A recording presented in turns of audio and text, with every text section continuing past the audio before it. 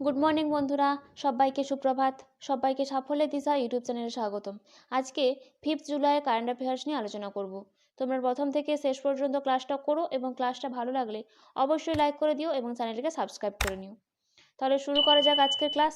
আজকের ক্লাসে first current affairs হলো, ভারতের সবথেকে বেশি বিশ্বাসযোগ্য নিউজ ব্র্যান্ডের তকমা পেল কে? উত্তর হবে টাইমস অফ ইন্ডিয়া। এই টাইমস অফ ইন্ডিয়া ভারতের সবথেকে বেশি বিশ্বাসযোগ্য নিউজ ব্র্যান্ডের তকমা পেয়েছে। এই সম্পর্কে জেনে নেব। দ্য টাইমস অফ ইন্ডিয়া, সংক্ষেপে TOI, যা ইংরেজিতে দি টাইমস অফ ইন্ডিয়া, এটি ভারতীয় ইংরেজি ভাষায় প্রকাশিত একটি দৈনিক সংবাদপত্র। নেক্সট, ভারতের বৃহত্তম মাশরুম উৎপাদনকারী রাজ্য কোনটি? উত্তর হবে বিহার। এই সম্পর্কে জেনে নেব। প্রতি বছর 28,000 টন মাশরুম উৎপাদন করে বিহার ভারতের শীর্ষস্থানে রয়েছে। নেক্সট, কে স্পেনের মন্টমোলাতে অনুষ্ঠিত ফর্মুলা 1 2024 স্প্যানিশ গ্র্যান্ড প্রিক্স জিতেছে? উত্তর হবে ম্যাক্স ভার্স্টাপেন।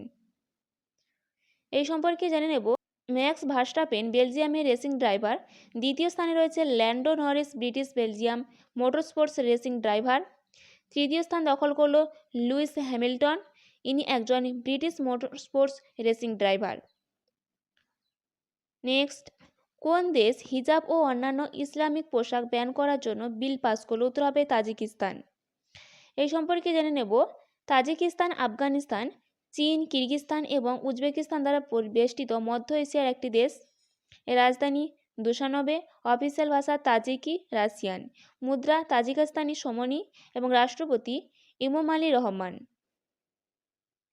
নেক্সট, বিশ্বের প্রাচীনতম উইপোকার ঢিবি পাওয়া গেল কোথায়? উত্তর হবে দক্ষিণ আফ্রিকায়। দক্ষিণ আফ্রিকায় বিশ্বের প্রাচীনতম উইপোকার ঢিবি পাওয়া গিয়েছে।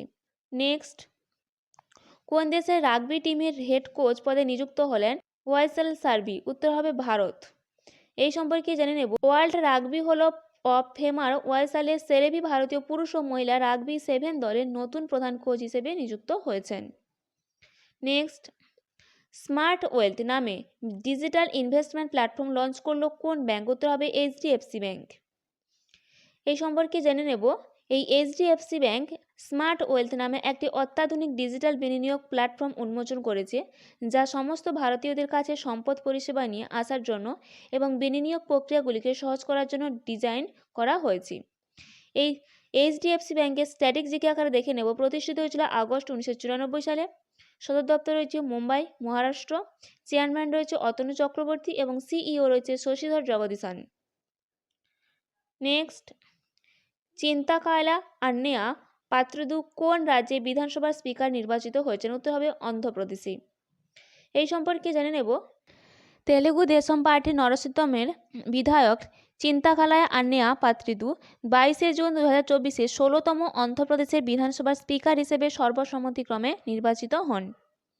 Next, India bullion jewellers association সহ সভাপতি পদে নিযুক্ত হলেন কে? উত্তর হবে অক্ষমোহিত কম্বোজ। এই অক্ষমোহিত কম্বোজ ইন্ডিয়া বুলিয়ন জুয়েলার্স অ্যাসোসিয়েশনের সহ সভাপতি পদে নিযুক্ত হলেন। এই সম্পর্কে জেনে নেব। India bullion and jewellers association হলো 105 বছর বয়সী অ্যাসোসিয়েশন এবং স্বর্ণ শিল্পের নীতি তৈরিতে গুরুত্বপূর্ণ ভূমিকা পালন করে। নেক্সট, আন্তর্জাতিক ক্রিকেট থেকে অবসর ঘোষণা করে ডেভিড ওয়াইস কোন দেশের হবে এটা? কোন